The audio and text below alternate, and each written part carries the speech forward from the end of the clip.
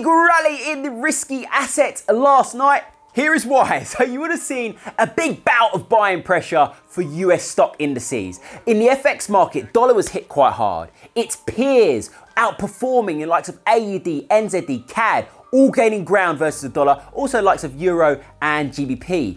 And then precious metal gold was hit hard as well. Now why?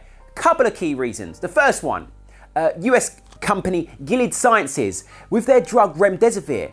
Patients taken that had rapid recoveries with dealing with symptoms of likes of fever and respiratory issues, which was really encouraging. People were like, okay, perhaps this could be a very good treatment for COVID-19. So that sparked a lot of risk on appetite. And then in addition to that, we had Trump unveiling his economic plan to get the economy back up and running from lockdown in a gradual process. So that really encouraged US stocks because businesses are potentially going to get back up and running after obviously this, this lockdown period which has caused them to suffer.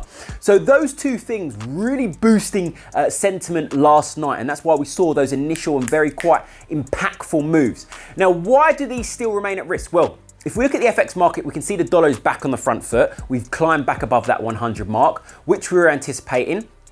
Why is this?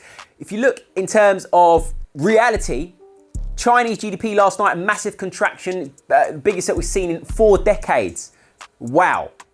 So that is likely to be a domino effect when we start seeing the likes of, European countries reporting theirs, the US, the UK, okay, all likely to be hit just as hard as we've seen with China. And perhaps this is really, as I mentioned yesterday about the signs of recession, we start seeing that now with these big data points, which is worrying. So, if anything happens, you continue to back the safest currency, the most liquid, the reserve currency of the world, the dollar. And also with that, regarding that drug Remdesivir, still not fully conclusive yet. So there is risk of reversal in those moves with the stocks, just to note as well.